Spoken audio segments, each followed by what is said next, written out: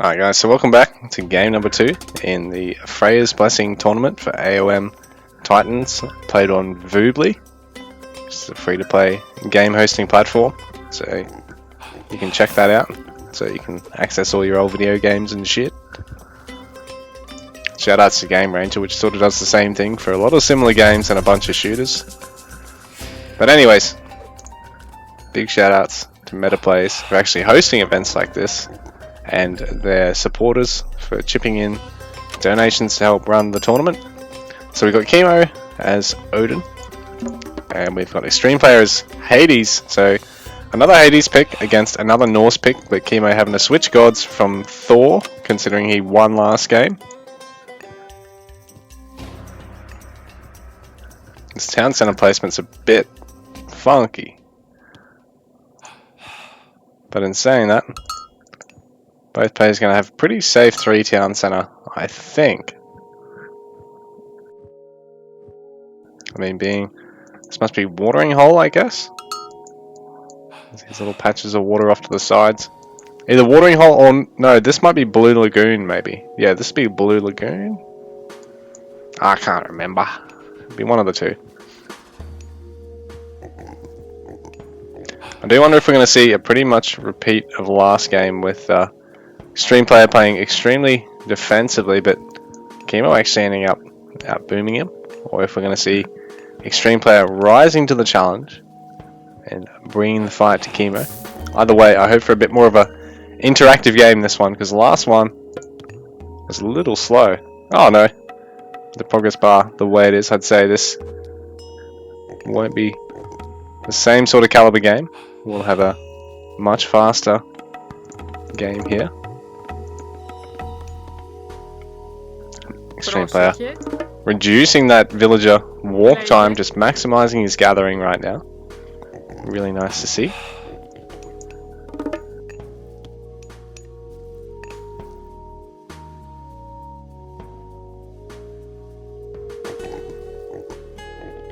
I do wonder if these sentinels are going to be blocked by both that gold or storehouse placement, possibly this house placement over here, which would be pretty disastrous if Extreme Player's got to play defensively early on.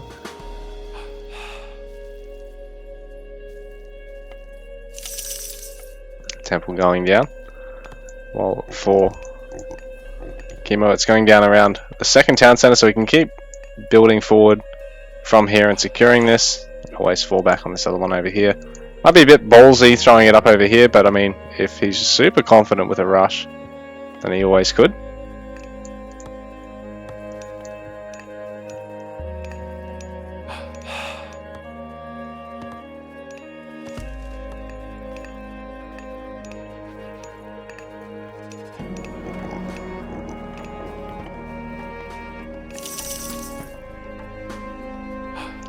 So Extreme Player walling in that initial tower once again, just in case he's got to defend against some cheesy aggression here from the Norse player. And I mean, Odin probably has the best vision out of the Norse gods, so probably has the best chance of actually pulling off some really wicked early cheese. I suppose if Loki gets lucky with generation of free myth units from the Hersier attacks, it could really go their way as well. Bank of Ra, a free favor generation relic. It's a bit unfortunate Extreme Player hasn't actually rallied it back straight away, because you can actually shift command it, I believe.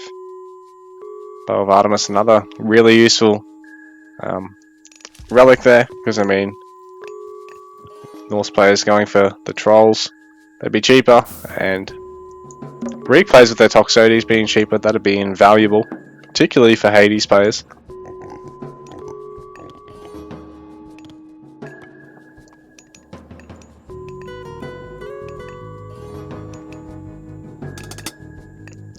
So our players both reaching the feudal once again, both reaching the classical age.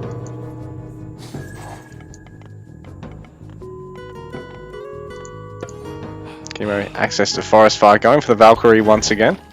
Strong initial harass and nice mobility. While Extreme Player gonna really be able to try and guard this hunt over here.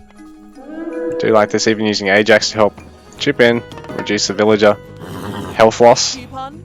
Skip on. So she's not going to be able to get any vills there, but she's forced to pull back, which is going to slow down Extreme Player's eco a little. Perhaps a little early use of Pestilence, but at the same time it does at least stop the rush from hitting before Extreme Player can at least have a few Toxotes out in the field to defend.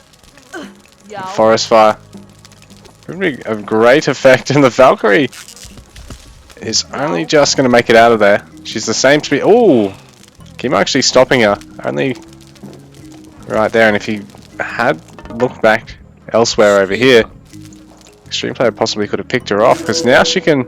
She's got such a low health amount that she's really only going to work as scouting and healing, but she could actually prove to be to great effect in early game fights here with that heal.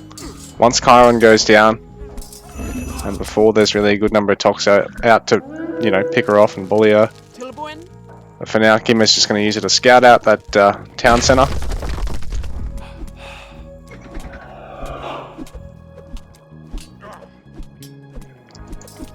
Up you go. Wow, he threw him that hard. We didn't even see a body. Actually, that might be part of the mod. Just to make things clear and less laggy. But the Toxotes going to be able to help shield here. While the rest of the Greek army follows up. Kimo's looking to apply the pressure right now. Oh, and this bit of a risky spot for the building for the house. Is it for the vision? Why would he do such things? So Kimo's actually just going to bring everything back and mass up his army himself. Maybe look at taking a fight here. Extreme Player will focus down a longhouse, but it will take quite some time considering we are only in the classical age, so neither player access to Great Siege yet. So A1 buildings so tanky early on. Buildings have no early game counter. Chiron trying to bring that relic back quickly. The Siege Bow of Artemis make these Toxotes a little bit cheaper. Oh, bit of a missed rally there. Now Chiron's going to take a little bit of damage that he otherwise wouldn't. Kimo mostly going to focus on the villages there for Extreme Player, and this is going to be rough for him, even though he's managed to get quite a few good relics for him here. He's going to lose a few villages early on, and Kimo actually at this stage not yet going for a second town center. He's mostly just looking at massing up an army to maybe take a fight here. That Raider's not going to be able to stick around. It's a nice pick off there for Extreme Player, but in the meanwhile he's being harassed with a bunch of Raiders once again. He's going to have a lot of villagers idle, and this time the Raider pressure really getting a lot of value before any walls come out.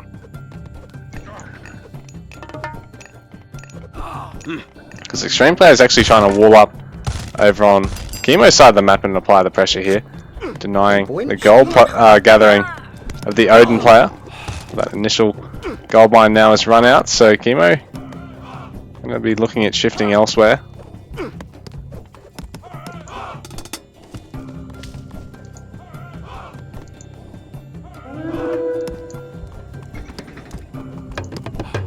The villager even being used to try and take down the tower. I think the damage against buildings is actually quite reasonable. And watchtowers themselves aren't all that strong. Kimo shifting over to the other gold mine, and now he's able to try and surround Extreme Player, who is going to use the fact that he has all this area walled up so that he can actually just keep kiting with the Tox to great effect, but I just don't know if he's got the unit count to get through this. With no hoplites here to try and tank and try and cost effectively fight the raiding cavalry, this force is going to go down quite quickly here. Chiron's going to follow, and now Kimo is He's going to be well ahead in the sense that he's already won a fight decisively here, and now Extreme Player is going to try and harass this gold mine. This could pay off if Kimo is looking at harassing or pushing with too much, but I mean, he is going to leave some units in reserve. At least try and both put down an army and try and defend this, but a few dwarves are going to go down. I think this is only Kimo's only gold source at the moment, so he's got to be careful to not lose this.